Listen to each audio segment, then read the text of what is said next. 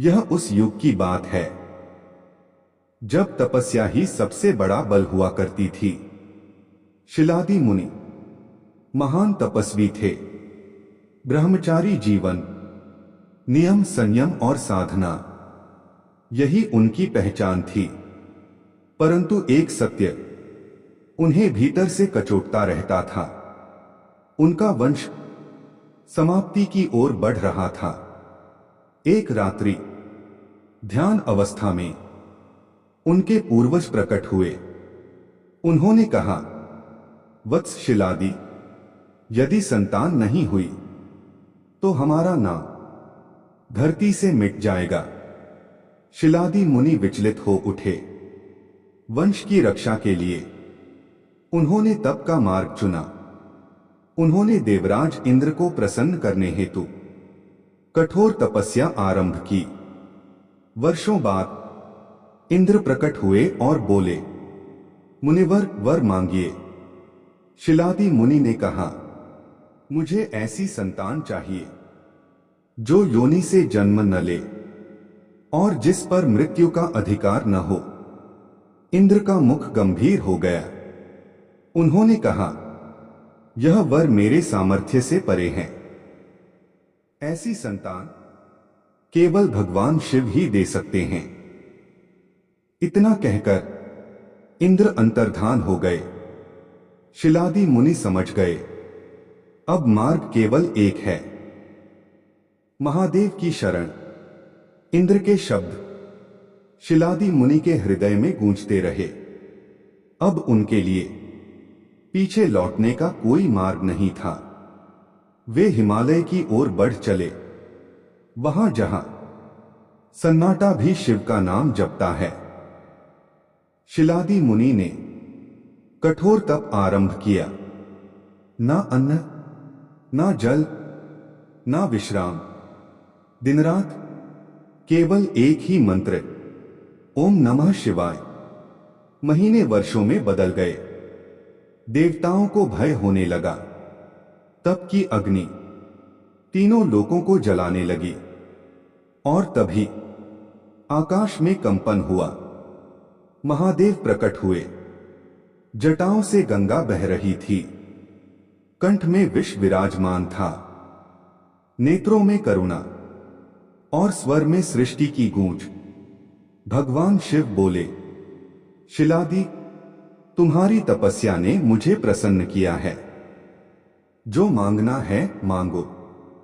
शिलादी मुनि ने भूमि पर मस्तक रख दिया। उन्होंने कहा, प्रभु, मुझे ऐसा पुत्र दीजिए जो योनि से जन्म न ले, जो मृत्यु से परे हो और जो सदा आपका ही अंश रहे। महादेव मंद मुस्कुराए। उन्होंने कहा, तथास्तु। आकाश से दिव्य प्रकाश उतरा। उस प्रकाश में एक अद्भुत रहस्य छिपा था। परंतु महादेव ने आगे जो कहा वह शिलादी के लिए अप्रत्याशित था। पर याद रखना, इस वरदान की एक परीक्षा भी होगी। शिलादी मुनि चौंक उठे। परीक्षा कैसी और क्यों? इस वरदान की परीक्षा होगी। शिलादी मुनि ने किसी प्रश्न का साहस नहीं किया। वे जानते थे, शिव की प्रत्येक लीला किसी गूढ़ सत्य को प्रकट करती है। कुछ समय पश्चात शिलादी मुनि के आश्रम में अद्भुत घटना घटी। ना कोई गर्भ, ना प्रसव, ना वेदना। एक दिव्य प्रकाश प्रकट हुआ। उस प्रकाश के बीच एक बालक प्रकट हुआ। तेजस्वी, शांत और असाधारण। उसकी आंखों में भय नहीं था, बल्कि वैराग्य था। आकाश से शिव की वाणी गूंजी, यह मेरा अंश है, यह नंदी है। शिलादी मुनि की आंखों से अश्रु बह निकले।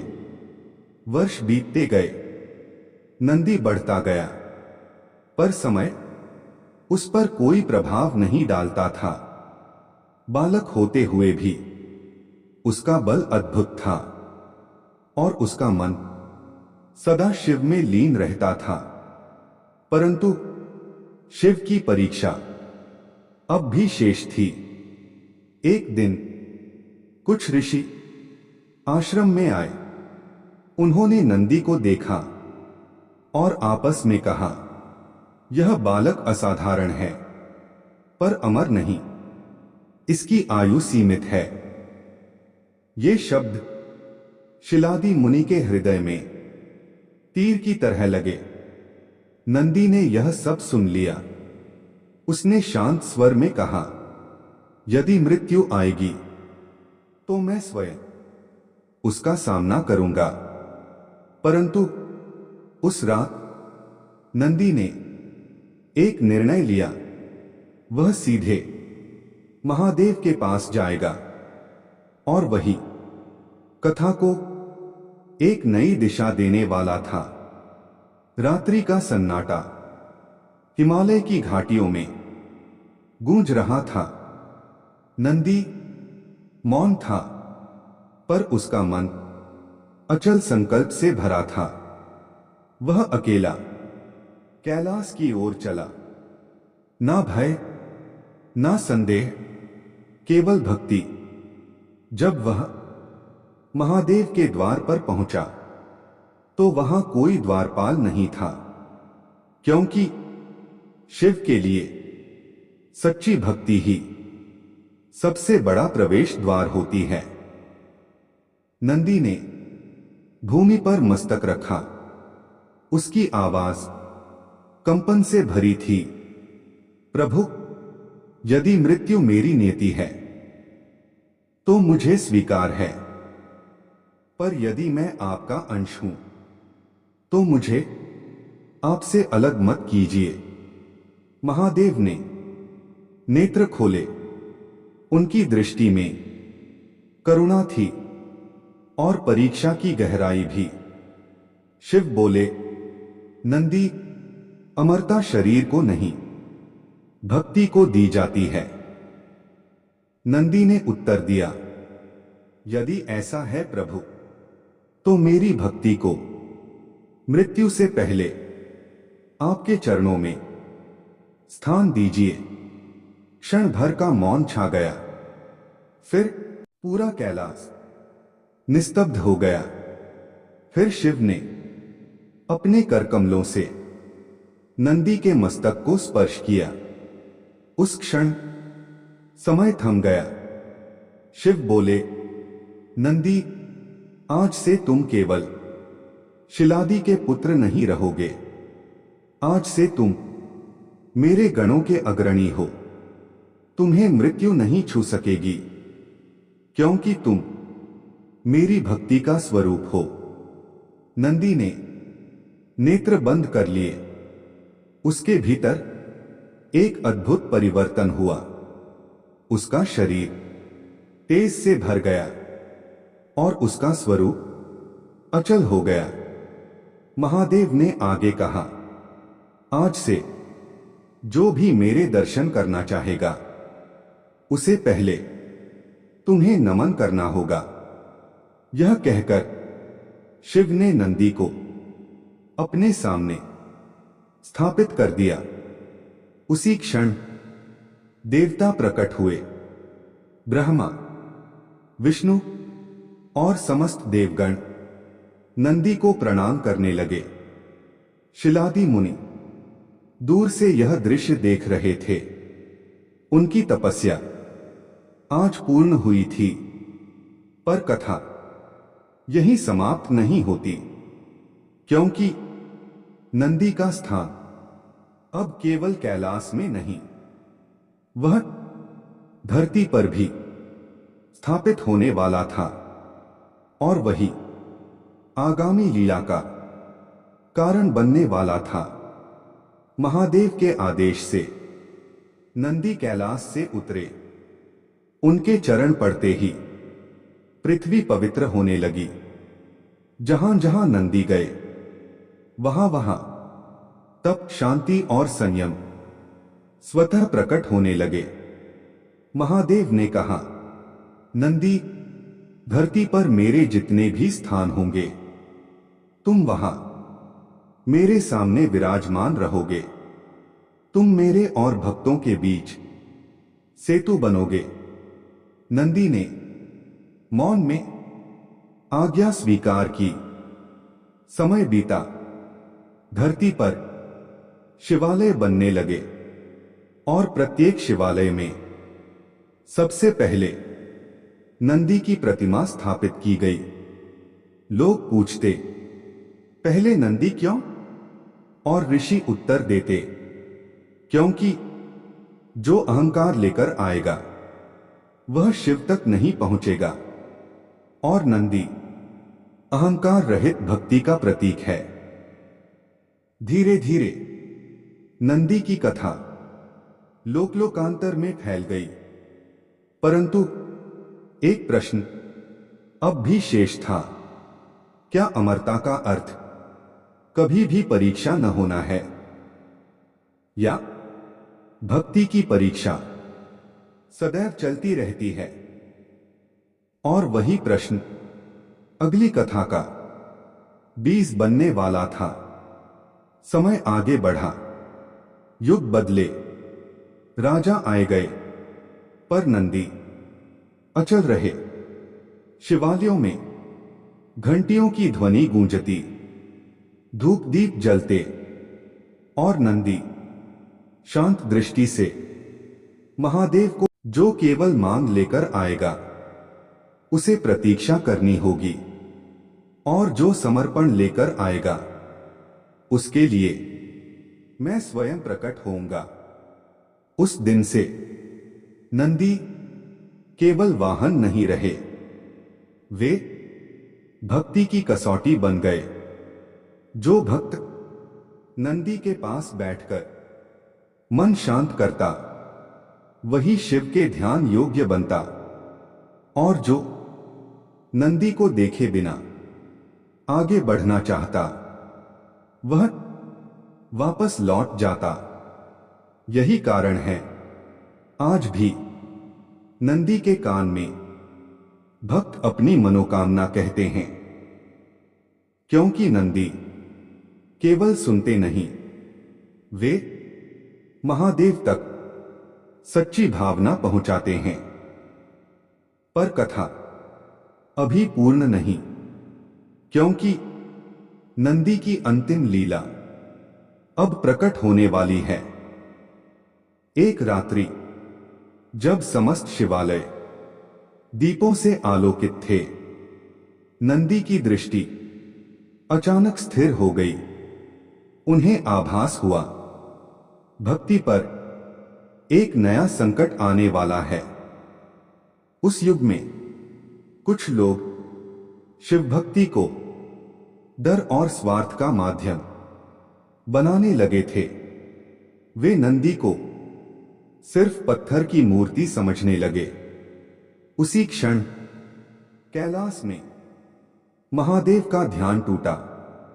शिव बोले, नंदी, जब भक्ति दिखावा बन जाए तो उसे बचाने के लिए बल नहीं, उदाहरण चाहिए।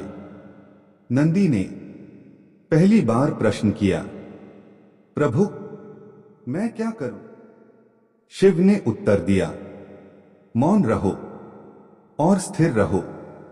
जो सच्चा भक्त होगा वह तुम्हारी स्थिरता में मेरा दर्शन कर लेगा।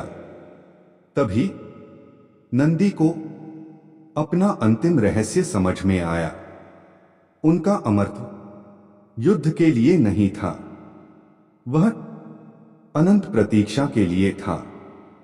सदियों तक नंदी बैठे रहे, एक ही दृष्टि में, एक ही भाव में, और उसी प्रतीक्षा ने उन्हें भक्ति का शाश्वत प्रतीक बना दिया।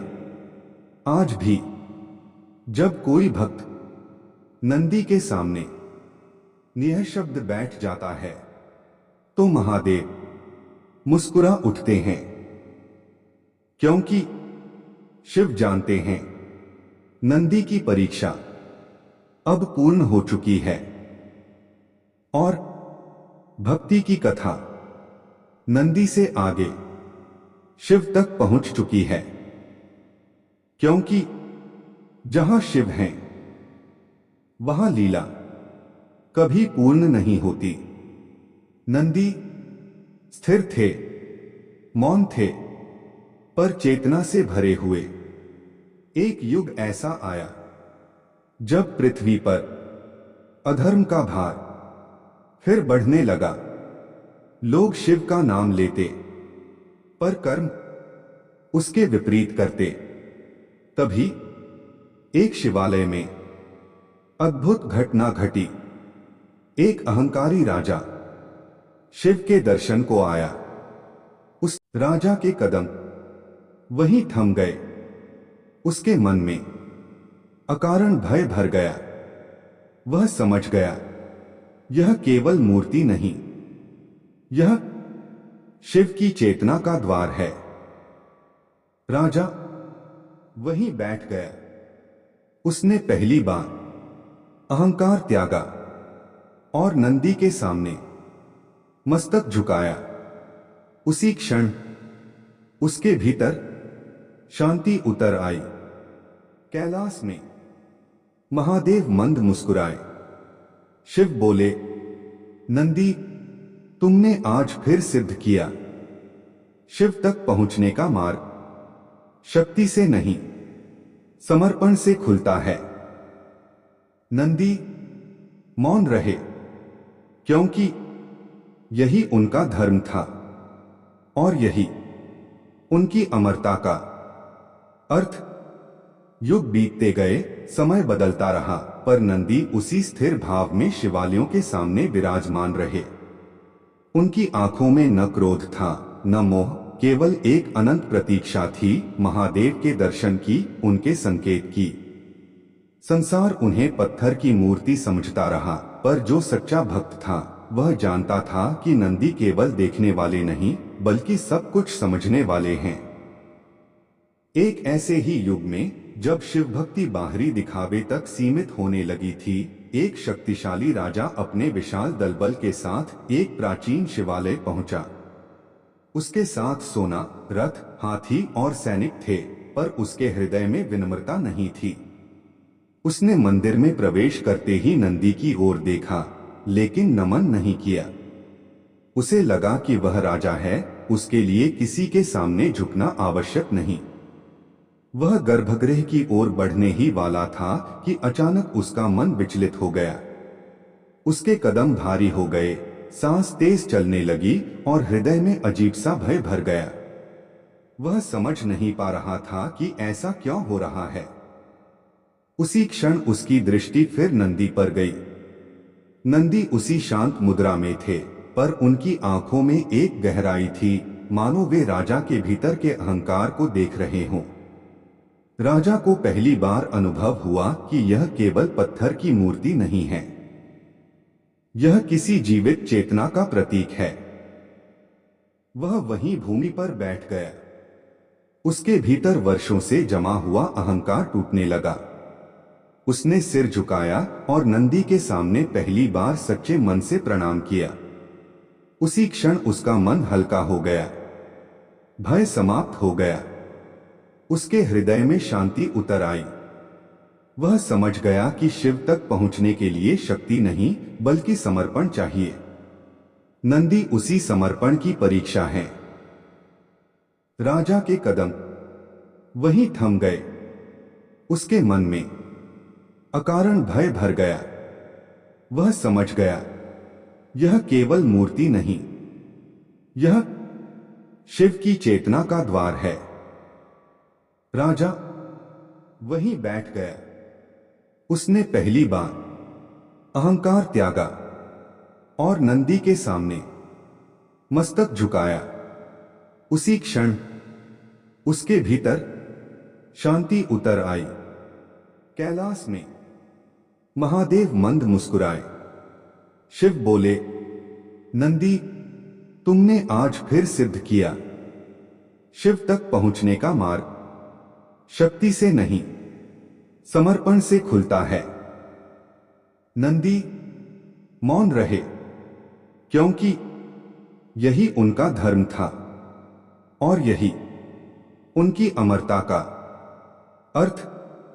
युग बीतते गए। कैलाश में बैठे महादेव ने यह दृश्य देखा और मंद मुस्कान के साथ कहा, नंदी, तुमने फिर सिद्ध कर दिया कि जो मेरे पास आना चाहता है उसे पहले स्वयं से मुक्त होना पड़ता है। नंदी मौन रहे, क्योंकि मौन ही उनका व्रत था और स्थिरता ही उनका उत्तर। आज भी जब कोई भक्त नंदी के सामने शांत भाव से बैठ जाता है, अपने भीतर की अशांति को छोड़ देता है, तभी वह शिव के दर्शन के योग्य बनता है। नंदी की अमरता का यही रहस्य है। वे समय से परे हैं, पर भक्ति की हर परीक्षा में उपस्थित हैं। उस राजा की घटना के बाद यह बात धीरे धीरे पूरे क्षेत्र में फैल गई कि शिवालय में प्रवेश करने से पहले नंदी के सामने बैठना केवल परंपरा नहीं, बल्कि आत्मा की शुद्धि का मार्ग है। लोग समझने लगे कि नंदी को पार करके नहीं, नंदी से होकर ही शिव तक पहुंचा जा सकता है। जो जितनी देर नंदी के सामने मौन बैठता, उतनी ही गहराई से वह अपने भीतर उतरता चला जाता। समय के साथ साथ यह रहस्य और स्पष्ट होता गया कि नंदी की स्थिर दृष्टि किसी एक दिशा में नहीं, बल्कि भक्त के हृदय की ओर होती है। वे यह नहीं देखते कि भक्त कितना बड़ा दान लेकर आया है, वे यह देखते हैं कि वह कितना हल्का होकर आया है। जिसके मन में छल, अहंकार या अधैर्य होता है, उसके लिए नंदी केवल एक मूर्ति बनकर रह जाते हैं।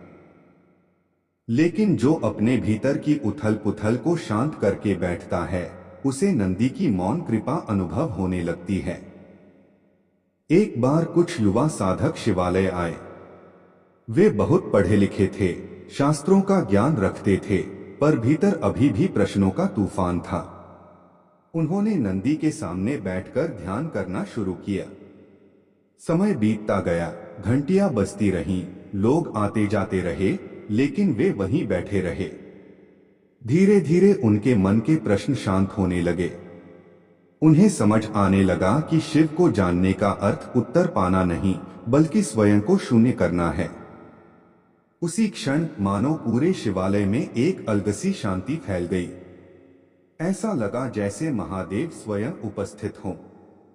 नंदी की मौन साधना सफल हो रही थी।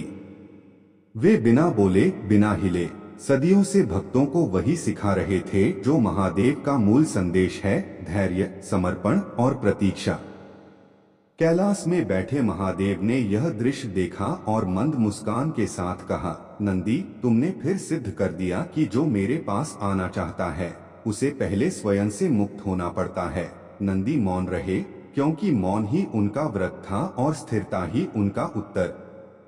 आज भी जब कोई भक्त नंदी के सामने शांत भाव से बैठ जाता है, अपने भीतर की अशांति को छोड़ देता है, तभी वह शिव के दर्शन के योग्य बनता है। नंदी की अमरता का यही रहस्य है। वे समय से परे हैं, पर भक्ति की हर परीक्षा में उपस्थित हैं। उस राजा की घटना के बाद यह बात धीरे धीरे पूरे क्षेत्र में फैल गई कि शिवालय में प्रवेश करने से पहले नंदी के सामने बैठना केवल परंपरा नहीं, बल्कि आत्मा की शुद्धि का मार्ग है। लोग समझने लगे कि नंदी को पार करके नहीं, नंदी से होकर ही शिव तक पहुंचा जा सकता है। जो जितनी देर नंदी के सामने मौन बैठता, उतनी ही गहराई से वह अपने भीतर उतरता चला जाता। समय के साथ साथ यह रहस्य और स्पष्ट होता गया कि नंदी की स्थिर दृष्टि किसी एक दिशा में नहीं, बल्कि भक्त के हृदय की ओर होती है। वे यह नहीं देखते कि भक्त कितना बड़ा दान लेकर आया है, वे यह देख। कैलाश में शिव ने पार्वती से कहा, देखो देवी, नंदी अब केवल मेरा गण नहीं रहा, वह मेरे भक्तों का मार्गदर्शक बन गया है। पार्वती मुस्कुराई, क्योंकि उन्हें ज्ञात था कि जहां नंदी हैं, वहां भक्ति कभी खो नहीं सकती। यही कारण है कि आज भी शिवालय में प्रवेश करने से पहले यदि कोई क्षण भर नंदी के सामने रुक जाता है, तो वह केवल मंदिर में नहीं, बल्कि अपने भीतर के शिवलोक में प्रवेश करता है। नंदी आज भी वही हैं, स्थिर, शांत और अमर, भक्ति की हर यात्रा के साक्षी। समय के प्रवाह में जब अनेक युग बीत चुके थे, तब भी नंदी उसी एक भाव में स्थित थे। उनके लिए न तो प्रातः थी, न संध्या, न रात्रि। उनके भीतर केवल एक ही चेतना प्रवाहित हो रही थी, महादेव की उपस्थिति। संसार बदलता रहा, राजवंश मिटते रहे, मंदिर टूटे और फिर बने, पर नंदी की दृष्टि कभी विचलित नहीं हुई। वे आज भी उसी क्षण में थे, जिस क्षण महादेव ने उन्हें अपने सामने स्थापित किया था। लोग अक्सर पूछते थे कि नंदी कभी थकते क्यों नहीं, क्यों वे सदैव एक ही मुद्रा में रहते हैं। ऋषिमुनि समझाते कि नंदी का स्थिर रहना जड़ता नहीं, बल्कि पूर्ण जागरूकता है। जो स्वयं के भीतर स्थिर हो जाता है, वही अनंत काल तक टिक सकता है। नंदी उसी स्थिरता का सजीव रूप थे। एक समय ऐसा भी आया जब पृथ्वी पर भय और अविश्वास बढ़ने लगा। लोग देवताओं पर प्रश्न उठाने लगे। तब अनेक भक्त निराश होकर शिवालय पहुंचे। वे नंदी के सामने बैठकर अपने दुख कहने लगे, बिना शब्दों के, केवल मन से। धीरे धीरे उन्हें अनुभव हुआ कि नंदी की शांति उनके भीतर उतर रही है। उनका क्रोध शांत होने लगा, भय गलने लगा और मन में एक अजीब सी दृढ़ता जन्म लेने लगी। उस समय महादेव ने कैलाश में ध्यान करते हुए कहा, नंदी, तुमने यह सिद्ध कर दिया है कि सच्चा मार्गदर्शन शब्दों से नहीं, अवस्था से दिया जाता है। नंदी ने कोई उत्तर नहीं दिया, क्योंकि उनका उत्तर स्वयं उनका अस्तित्व था। आज भी जब कोई सच्चे भाव से नंदी के सामने बैठता है, तो वह अकेला नहीं रहता। उसकी श्वास, उसका मन और उसका मौन सब शिव से जुड़ने लगते हैं। यही कारण है कि नंदी की कथा केवल अतीत की कहानी नहीं है, बल्कि हर उस क्षण की कथा है जब कोई भक्त अपने भीतर के शोर को शांत करता है। कैलाश में शिव ने पार्वती से कहा, देखो देवी, नंदी अब केवल मेरा गण नहीं रहा, वह मेरे भक्तों का मार्गदर्शक बन गया है। पार्वती मुस्कुराई, क्योंकि उन्हें ज्ञात था कि जहां नंदी हैं, वहां भक्ति कभी खो नहीं सकती। यही कारण है कि आज भी शिवालय में प्रवेश करने से पहले यदि कोई क्षण भर नंदी के सामने रुक जाता है, तो वह केवल मंदिर में नहीं, बल्कि अपने भीतर के शिवलोक में प्रवेश करता है। नंदी आज भी वही हैं, स्थिर, शांत और अमर, भक्ति की हर यात्रा के साक्षी। समय के प्रवाह में जब अनेक युग बीत चुके थे, तब भी नंदी उसी एक भाव में स्थित थे। उनके लिए न तो प्रातः थी, न संध्या, न रात्रि। उनके भीतर केवल एक ही चेतना प्रवाहित हो रही थी, महादेव की उपस्थिति। संसार बदलता रहा, राजवंश मिटते रहे, मंदिर टूटे और फिर बने, पर नंदी की दृष्टि कभी विचलित नहीं हुई। वे आज भी उसी क्षण में थे, जिस क्षण महादेव ने उन्हें अपने सामने स्थापित किया था। लोग अक्सर पूछते थे कि नंदी कभी थकते क्यों नहीं, क्यों वे सदैव एक ही मुद्रा में रहते हैं। ऋषिमुनि समझाते कि नंदी का स्थिर रहना जड़ता नहीं, बल्कि पूर्ण जागरूकता है। नंदी का अमरत्व किसी वरदान की घोषणा नहीं, बल्कि एक जिम्मेदारी है, भक्ति को युगों तक जीवित रखने की जिम्मेदारी। वे प्रतीक्षा करते हैं, सुनते हैं और बिना निर्णय दिए सबको स्वीकार करते हैं। शायद इसी कारण महादेव ने उन्हें अपना द्वार बनाया, क्योंकि जो प्रतीक्षा करना सीख लेता है, वही शिव को समझ सकता है। और इस तरह नंदी आज भी वही हैं, शांत, अचल, अमर। न किसी युग के, न किसी काल के, केवल शिव के। नंदी का जीवन किसी एक काल या एक स्थान तक सीमित नहीं था। उनका अस्तित्व स्वयं में एक तपस्या बन चुका था। वे न तो बोलते थे, न चलायमान होते थे, फिर भी असंख्य हृदयों के भीतर परिवर्तन घटित होता रहता था। समय उनके चारों ओर बहता रहा, पर वे समय के भीतर नहीं बंधे।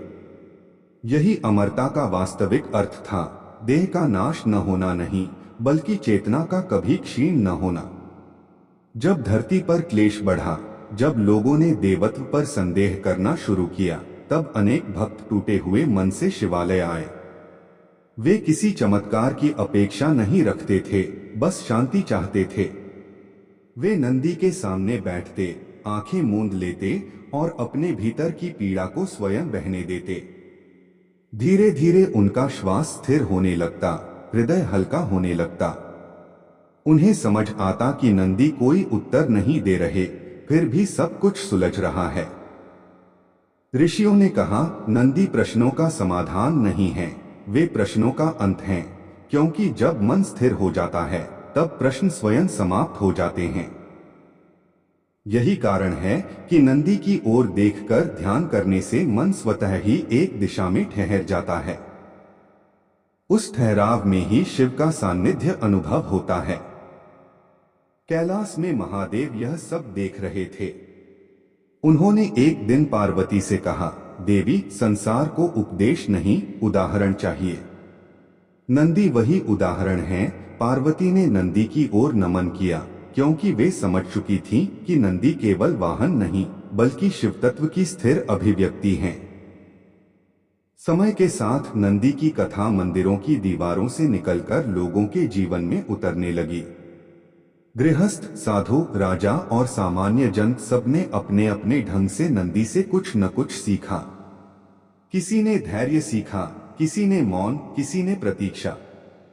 और यही वे गुण थे जो किसी भी व्यक्ति को शिव के निकट ले जाते हैं।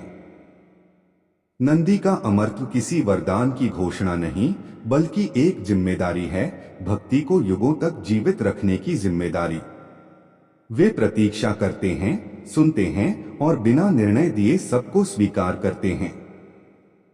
शायद इसी कारण महादेव ने उन्हें अपना द्वार बनाया, क्योंकि जो प्रतीक्षा करना सीख लेता है वही शिव को समझ सकता है।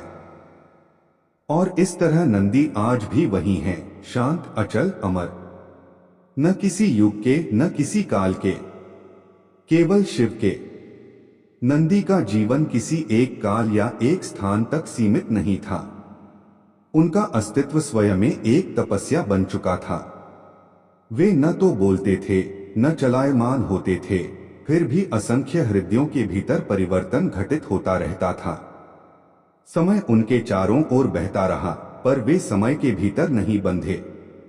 यही अमरता का वास्तविक अर्थ था, देह का नाश न होना नहीं, बल्कि चेतना का कभी क्षीण न होना। जब धरती पर क्लेश बढ़ा, जब लोगों ने देवत्व पर संदेह करना शुरू किया, तब अनेक भक्त टूटे हुए मन से शिवालय आए। वे किसी चमत्कार की अपेक्षा नहीं रखते थे, बस शांति चाहते थे। वे नंदी के सामने बैठते, आंखें मूंद लेते और अपने भीतर की पीड़ा को स्वयं बहने देते। धीरे धीरे उनका श्वास स्थिर होने लगता, हृदय हल्का होने लगता। उन्हें समझ आता कि नंदी कोई आज भी जब कोई भक्त नंदी के सामने बैठकर अपने मन को थाम लेता है, तब वह अनजाने ही उसी तपस्या का भाग बन जाता है जिसे शिलादी मुनि ने आरंभ किया था और जिसे महादेव ने नंदी के रूप में पूर्ण किया। नंदी उस तपस्या की निरंतरता है। इसलिए नंदी को केवल देखने की वस्तु मत समझो। वे एक अवस्था है, ऐसी अवस्था जहां मन स्थिर है, अहंकार मौन है और भक्ति स्वाभाविक है। जो उस अवस्था को छू लेता है, उसके लिए शिव दूर नहीं रहते। और यही कारण है कि युगों बाद भी नंदी उसी भाव में विराजमान हैं, शिव की ओर देखते हुए, भक्तों की प्रतीक्षा करते हुए, अनंत काल तक। नंदी की कथा जैसे जैसे आगे बढ़ी, वैसे वैसे यह स्पष्ट होने लगा कि उनका अस्तित्व केवल मंदिरों तक सीमित नहीं है। वे हर उस मन में जीवित हैं जहां धैर्य है, जहां मौन है और जहां प्रतीक्षा को स्वीकार किया गया है। समय ने बहुत कुछ बदल दिया, पर मनुष्य की व्याकुलता कभी नहीं बदली। और उसी व्याकुलता के बीच नंदी एक स्थिर दीप की तरह खड़े रहे। एक कालखंड में जब पृथ्वी पर अशांति बढ़ गई, लोग शिवालय तो आते थे, पर मन में अधैर्य और जल्दबाजी लिए हुए। वे तुरंत फल चाहते थे, तुरंत समाधान चाहते थे। ऐसे ही समय में एक वृद्ध साधु ने लोगों को समझाया कि नंदी के सामने बैठना कोई परंपरा नहीं, बल्कि एक साधना है। जो जितनी देर वहां बैठता है, उतना ही वह स्वयं से मिलता है। लोगों ने उसकी बात मानी। वे नंदी के सामने बैठने लगे। प्रारंभ में उन्हें बेचैनी हुई, मन भागने लगा, विचारों का शोर बढ़ गया। पर धीरे धीरे वही मन शांत होने लगा। उन्हें अनुभव हुआ कि नंदी की स्थिर दृष्टि उनके भीतर के उतार चढ़ाव को देख रही है, बिना किसी निर्णय के। यही वह क्षण था जब भक्ति दिखावा नहीं रही, बल्कि अनुभव बन गई। कैलाश में महादेव ने यह परिवर्तन देखा। उन्होंने कहा, नंदी, तुमने युगों पहले जो व्रत लिया था वह आज भी उतना ही जीवित है। तुम किसी को उपदेश नहीं देते, फिर भी सबको मार्ग दिखाते हो। नंदी मौन रहे, क्योंकि उनका मौन ही सबसे बड़ा उपदेश था। नंदी की अमरता का रहस्य अब और स्पष्ट हो गया। वे इसलिए अमर नहीं हैं कि उन्हें वरदान मिला, बल्कि इसलिए अमर हैं क्योंकि वे कभी अपने भाव से विचलित नहीं हुए। न उन्हें प्रशंसा की आवश्यकता थी, न उन्हें मान की चाह। यही कारण है कि महादेव ने उन्हें अपना द्वार बनाया। आज भी जब कोई भक्त नंदी के सामने बैठकर अपने मन को थाम लेता है, तब वह अनजाने ही उसी तपस्या का भाग बन जाता है जिसे शिलादी मुनि ने आरंभ किया था और जिसे महादेव ने नंदी के रूप में पूर्ण किया। नंदी उस तपस्या की निरंतरता है। इसलिए नंदी को केवल देखने की वस्तु मत समझो। वे एक अवस्था है, ऐसी अवस्था जहां मन स्थिर है, अहंकार मौन है और भक्ति स्वाभाविक है। जो उस अवस्था को छू लेता है, उसके लिए शिव दूर नहीं रहते। और यही कारण है कि युगों बाद भी नंदी उसी भाव में विराजमान हैं, शिव की ओर देखते हुए, भक्तों की प्रतीक्षा करते हुए, अनंत काल तक। नंदी की कथा जैसे जैसे आगे बढ़ी, वैसे वैसे यह स्पष्ट होने लगा कि उनका अस्तित्व केवल मंदिरों तक सीमित नहीं है। वे हर उस मन में जीवित हैं जहां धैर्य है, जहां मौन है और जहां प्रतीक्षा को स्वीकार किया गया है। समय ने बहुत कुछ बदल दिया, पर मनुष्य की व्याकुलता कभी नहीं बदली। और उसी व्याकुलता के बीच नंदी एक स्थिर दीप की तरह खड़े रहे। एक कालखंड में जब पृथ्वी पर अशांति बढ़ गई, लोग शिवालय तो आते थे, पर मन में अधैर्य और जल्दबाजी लिए हुए। वे तुरंत फल चाहते थे, तुरंत समाधान चाहते थे। ऐसे ही समय में एक वृद्ध साधु ने लोगों को, आज भी जब कोई भक्त जीवन की उलझनों से थककर शिवालय पहुंचता है और नंदी के सामने कुछ पल मौन बैठता है, तो उसे लगता है जैसे किसी ने उसका भार बांट लिया हो। यही नंदी की कृपा है, बिना कुछ कहे बहुत कुछ दे देना। और इस प्रकार नंदी आज भी वही हैं, उसी शांति में, उसी दृष्टि में, उसी प्रतीक्षा में। युग बदलते रहेंगे, कथाएं बदलती रहेंगी, पर नंदी का भाव कभी नहीं बदलेगा, क्योंकि वे शिव के साथ नहीं, शिव के भीतर स्थित हैं। नंदी की यह स्थिरता केवल एक दृश्य नहीं थी, यह एक निरंतर चलती हुई साधना थी। युगों से वे उसी भाव में बैठे रहे, मानो समय स्वयं उनके चारों ओर घूम रहा हो। उनके सामने से असंख्य चेहरे गुजरे, कुछ आशा से भरे, कुछ पीड़ा से टूटे हुए, कुछ प्रश्नों से उलझे हुए। नंदी ने किसी को रोका नहीं, किसी को बुलाया नहीं, फिर भी जो आया वह खाली हाथ लौटकर नहीं गया। एक बार एक युवक शिवालय आया। जीवन में सब कुछ होते हुए भी उसके भीतर गहरी रिक्तता थी। उसने अनेक स्थानों पर समाधान खोजा था, पर कहीं शांति नहीं मिली। वह अनायास ही नंदी के सामने बैठ गया। प्रारंभ में उसके मन में बेचैनी थी, वह उठकर चला जाना चाहता था, लेकिन नंदी की शांत दृष्टि ने उसे वहीं रोक लिया। कुछ देर बाद उसके भीतर का शोर धीमा पड़ने लगा। उसे लगा जैसे कोई बिना बोले कह रहा हो, ठहरो। उसी ठहराव में उसे पहली बार अपने भीतर की आवाज सुनाई दी। उस युवक को किसी दर्शन की अनुभूति नहीं हुई, न कोई चमत्कार दिखाई दिया। फिर भी जब वह उठा तो उसका मन पहले से हल्का था। वह समझ गया कि समाधान बाहर नहीं, भीतर उतरने से मिलता है। यही नंदी की लीला थी, बिना कुछ किए परिवर्तन कर देना। ऋषिमुनि कहा करते थे कि नंदी शिव की सबसे मौन शिक्षा है। शिव तांडव भी करते हैं, शिव ध्यान भी करते हैं, पर नंदी उस अवस्था का प्रतीक है जहां न तांडव है न शब्द, केवल जागरूक स्थिरता है। इसी कारण महादेव ने उन्हें अपने ठीक सामने स्थान दिया, ताकि हर भक्त शिव से पहले स्वयं को देख सके।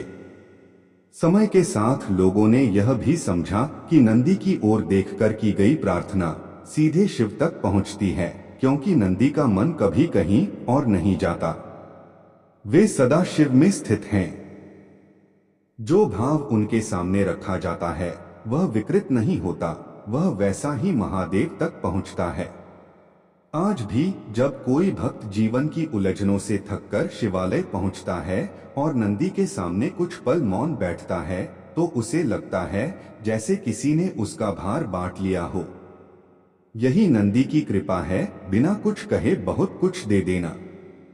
और इस प्रकार नंदी आज भी वही है, उसी शांति में, उसी दृष्टि में, उसी प्रतीक्षा में। युग बदलते रहेंगे, कथाएं बदलती रहेंगी, पर नंदी का भाव कभी नहीं बदलेगा, क्योंकि वे शिव के साथ नहीं, शिव के भीतर स्थित हैं। नंदी की यह स्थिरता केवल एक दृश्य नहीं थी, यह एक निरंतर चलती हुई साधना थी। युगों से वे उसी भाव में बैठे रहे, मानो समय स्वयं उनके चारों ओर घूम रहा हो। उनके सामने से असंख्य चेहरे गुजरे, कुछ आशा से भरे, कुछ पीड़ा से टूटे हुए, कुछ प्रश्नों से उलझे हुए। नंदी ने किसी को रोका नहीं, किसी को बुलाया नहीं, फिर भी जो आया वह खाली हाथ लौटकर नहीं गया। एक बार एक युवक शिवालय आया। जीवन में सब कुछ होते हुए भी उसके भीतर गहरी रिक्तता थी। उसने अनेक स्थानों पर समाधान खोजा था, पर कहीं शांति नहीं मिली। वह अनायास ही नंदी के सामने बैठ गया। प्रारंभ में उसके मन में बेचैनी थी, वह उठकर चला जाना चाहता था, लेकिन नंदी की शांत दृष्टि ने उसे वहीं रोक लिया। कुछ देर बाद, आज भी जब शिवालय में शंख और घंटियों की ध्वनि गूंजती है, जब धूप की सुगंध फैलती है, तब नंदी उसी शांति में बैठे रहते हैं। वे न जल्दी करते हैं, न विलंब। वे जानते हैं कि जो सत्य है वह स्वयं प्रकट हो जाता है। और यही कारण है कि नंदी केवल एक कथा नहीं है, वे एक जीवित परंपरा हैं। जब तक कोई भक्त धैर्य, मौन और समर्पण को समझता रहेगा, तब तक नंदी की उपस्थिति बनी रहेगी। वे युगों तक बैठेंगे, शिव की ओर देखते हुए, भक्तों की प्रतीक्षा करते हुए, क्योंकि यही उनका धर्म है, यही उनकी अमरता है। नंदी उसी शांत भाव में विराजमान थे। समय उनके लिए आगे नहीं बढ़ता था, मानो हर क्षण उनके भीतर ठहर गया हो। मंदिर के आंगन में आने जाने वालों की भीड़ बदलती रहती थी, पर नंदी की दृष्टि कभी नहीं बदलती थी। वह दृष्टि केवल शिव की ओर नहीं थी, वह हर उस आत्मा की ओर थी जो स्वयं को खोजते हुए उनके सामने बैठ जाती थी। धीरे धीरे लोगों को यह अनुभव होने लगा कि नंदी के सामने बैठना किसी उत्तर को पाने के लिए नहीं है, बल्कि अपने भीतर उठते शोर को थामने के लिए है। कई भक्त आते, कुछ पल बैठते और चले जाते, कुछ देर तक रुकते, फिर लौट जाते। पर जो लंबे समय तक मौन में बैठे रहते, उनके भीतर कुछ टूटता और कुछ नया जन्म लेता। वे बिना समझे ही अहंकार का भार उतारने लगते।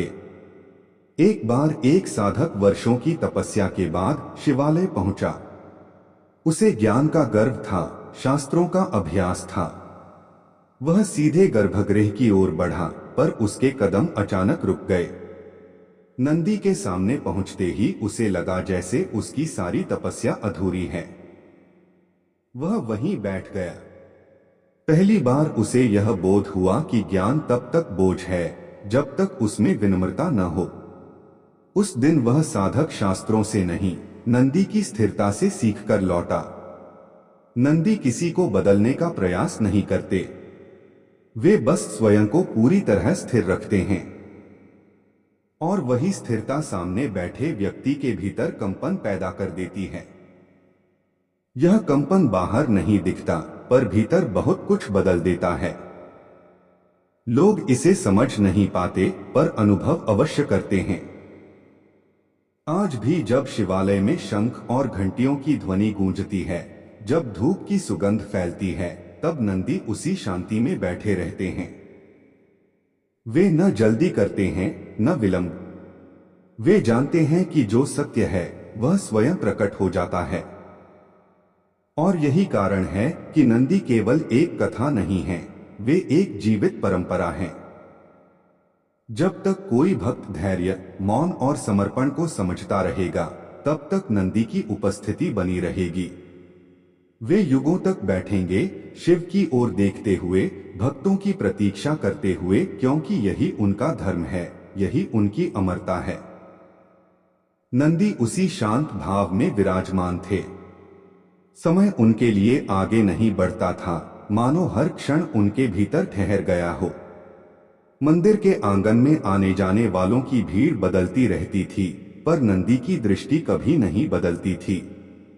वह दृष्टि केवल शिव की ओर नहीं थी, वह हर उस आत्मा की ओर थी जो स्वयं को खोजते हुए उनके सामने बैठ जाती थी।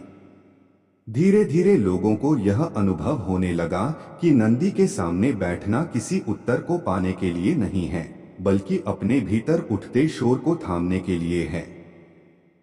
कई भक्त आते, कुछ पल बैठते और चले जाते, कुछ देर तक रुकते, फिर लौट जाते। पर जो लंबे समय तक मौन में बैठे रहते, उनके भीतर कुछ टूटता और कुछ नया जन्म लेता। वे बिना समझे ही अहंकार का भार उतारने लगते। एक बार एक साधक वर्षों की तपस्या के बाद शिवालय पहुंचा। कैलाश में महादेव यह सब देख रहे थे। उन्होंने मन ही मन कहा कि संसार को जो शिक्षा शब्दों से नहीं मिलती, वह नंदी की मौन उपस्थिति से मिल रही है। इसी कारण नंदी को न समय बांध सका, न युग बदल सके। वे आज भी उतने ही प्रासंगिक हैं, जितने उस दिन थे जब उन्हें पहली बार शिव के सामने स्थापित किया गया था। आज भी जब कोई थका हुआ मन, टूटा हुआ हृदय या भटका हुआ विचार लेकर शिवालय आता है और अनजाने में नंदी के सामने बैठ जाता है, तो वह खाली नहीं लौटता। भले ही उसे कोई उत्तर न मिले, पर उसे ठहराव मिल जाता है। और कभी कभी वही ठहराव सबसे बड़ा उत्तर होता है। नंदी वहीं बैठे रहते हैं, न किसी आशा में, न किसी अपेक्षा में। वे जानते हैं कि जो भी सच्चे भाव से आएगा, वह स्वयं ही शिव तक पहुंच जाएगा। वे केवल प्रतीक्षा करते हैं, और उसी प्रतीक्षा में अनंत काल को साध लेते हैं। नंदी की यह स्थिरता सिर्फ दिखावे की नहीं थी, यह अनुभव की गहराई थी, जिसे हर आने वाला भक्त महसूस करता। दिन ब दिन, युग ब युग मंदिरों में आने वाले लोग बदलते रहे, पर नंदी की दृष्टि अडिग रही। उनके सामने बैठते हुए कोई भी व्यक्ति अपने भीतर की हलचल महसूस करता। मन की बेचैनी, जीवन की उलझन, हृदय की पीड़ा, सभी चीजें कुछ समय के लिए ठहर जाती। नंदी की मौन उपस्थिति जैसे स्वयं एक मार्ग बन जाती थी, जिस पर बैठकर मन अपने आप शिव की ओर अग्रसर हो जाता था। एक बार एक युवा साधक आया, जो अपने भीतर की गहरी व्याकुलता लेकर आया था। वह सब कुछ जानने की इच्छा में तपस्या कर चुका था, पर उसके भीतर एक खालीपन था। वह नंदी के सामने बैठा, शुरू में बेचैनी में था, मन लगातार विचारों में उलझा हुआ था। पर जैसे जैसे समय बीता, नंदी की अचल दृष्टि ने उसके भीतर का शोर शांत करना शुरू कर दिया। वह महसूस करने लगा कि बाहर की दुनिया और ज्ञान का गर्व कुछ भी नहीं है, जब तक मन स्थिर नहीं होता। धीरे धीरे उसके भीतर एक अद्भुत शांति उतर आई। नंदी केवल प्रतीक्षा करते हैं, वे निर्देश नहीं देते, उपदेश नहीं देते, और न ही कोई शक्ति दिखाते। पर उनकी मौन उपस्थिति स्वयं एक परीक्षा है, एक परीक्षा जो किसी को तैयार करती है, भीतर उतरने, अहंकार छोड़ने और भक्ति को समझने के लिए। यही कारण है कि युगों से कोई भी शिव भक्त नंदी के सामने बैठता है तो अनजाने ही अपने भीतर का अवलोकन करता है और जो सत्य है उसे महसूस करता है। कैलाश में महादेव यह सब देख रहे थे। उन्होंने मन ही मन कहा कि संसार को जो शिक्षा शब्दों से नहीं मिलती वह नंदी की मौन उपस्थिति से मिल रही है। इसी कारण नंदी को न समय बांध सका न युग बदल सके। वे आज भी उतने ही प्रासंगिक हैं जितने उस दिन थे जब उन्हें पहली बार शिव के सामने स्थापित किया गया था। आज भी जब कोई थका हुआ मन, टूटा हुआ हृदय या भटका हुआ विचार लेकर शिवालय आता है और अनजाने में नंदी के सामने बैठ जाता है तो वह खाली नहीं लौटता। भले ही उसे कोई उत्तर न मिले पर उसे ठहराव मिल जाता है और कभी कभी वही ठहराव सबसे बड़ा उत्तर होता है। नंदी वहीं बैठे रहते हैं, न किसी आशा में न किसी अपेक्षा में। वे जानते हैं कि जो भी सच्चे भाव से आएगा वह स्वयं ही शिव तक पहुंच जाएगा। वे केवल प्रतीक्षा करते हैं और उसी प्रतीक्षा में अनंत काल को साध लेते हैं। नंदी की यह स्थिरता सिर्फ दिखावे की नहीं थी, यह अनुभव की गहराई थी जिसे हर आने वाला भक्त महसूस करता। दिन ब दिन, युग ब युग मंदिरों में आने वाले लोग बदलते रहे पर नंदी की दृष्टि अडिग रही। कैलाश में महादेव उनके स्थिर स्वरूप को देखकर संतुष्ट रहते हैं। उन्होंने नंदी को केवल वाहन या द्वारपाल नहीं बनाया बल्कि उनके माध्यम से भक्तों की भक्ति को परखा और मार्गदर्शन किया। नंदी की अमरता यही है, वे शाश्वत हैं, केवल इसलिए नहीं कि वरदान मिला बल्कि क्योंकि उन्होंने कभी अपने स्थिर भाव को नहीं छोड़ा। और आज भी नंदी वही हैं, स्थिर मौन प्रतीक्षा में भक्तों की भक्ति को शिव तक पहुंचाते हुए। उनका अस्तित्व समय और युगों से परे है। जो भी नंदी के सामने बैठता है वह केवल शिव की ओर नहीं बढ़ता बल्कि स्वयं के भीतर की यात्रा में उतरता है। यही उनकी शक्ति और अमरता का रहस्य है। यही वह मार्ग है जिसे समझने वाले ही महादेव के निकट पहुंच पाते हैं। नंदी की यह अमरता केवल स्थिरता में नहीं थी बल्कि उनका अस्तित्व स्वयं एक चेतना बन चुका था जो हर उस व्यक्ति के भीतर प्रवेश कर जाता था जो उनके सामने बैठता। भक्त चाहे कितना भी अधीर क्यों न हो, चाहे कितना भी भटकता हुआ क्यों न हो, नंदी की दृष्टि उसे भीतर तक महसूस कराती थी। किसी ने यह समझा कि नंदी केवल पत्थर या मूर्ति हैं, पर वास्तविकता यह थी कि वे शिव की चेतना के जीवित दर्पण हैं। उनके सामने बैठते ही मन की हलचल, जीवन की उलझने, सभी अव्यवस्थित भाव अपने आप क्रम में आने लगते थे। एक दिन एक साधक आया जो अनेक तपस्या और ज्ञान के बाद भी अपने भीतर असंतोष अनुभव कर रहा था। उसने नंदी के सामने बैठते ही अपने मन की सारी व्याकुलता को स्वीकार किया। धीरे धीरे उसके भीतर की बेचैनी कम होने लगी। उसने महसूस किया कि नंदी केवल देखते नहीं बल्कि अनुभव करते हैं। वे शब्दों में कुछ नहीं कहते पर उनके मौन में इतनी शक्ति होती है कि जो भक्त सच्चे मन से बैठता है वह स्वयं परिवर्तन अनुभव करता है। नंदी की उपस्थिति केवल स्थिरता नहीं बल्कि अनंत प्रतीक्षा का प्रतीक है। वे न तो समय से बंधे हैं न युग से। भले ही पृथ्वी पर अनेकों शिवालय बने और ढह गए, नंदी वही रहे, अचल, मौन और हमेशा शिव की ओर दृष्टि रखते हुए। यही कारण है कि प्रत्येक भक्त, चाहे वह राजा हो, साधक हो या गृहस्थ, जब नंदी के सामने बैठता है तो उसे केवल खुद का सामना करना पड़ता है। उसका अहंकार, उसकी अधीरता, उसका भय सब सामने आता है। कैलाश में महादेव उनके स्थिर स्वरूप को देखकर संतुष्ट रहते हैं। उन्होंने नंदी को केवल वाहन या द्वारपाल नहीं बनाया बल्कि उनके माध्यम से भक्तों की भक्ति को परखा और मार्गदर्शन किया।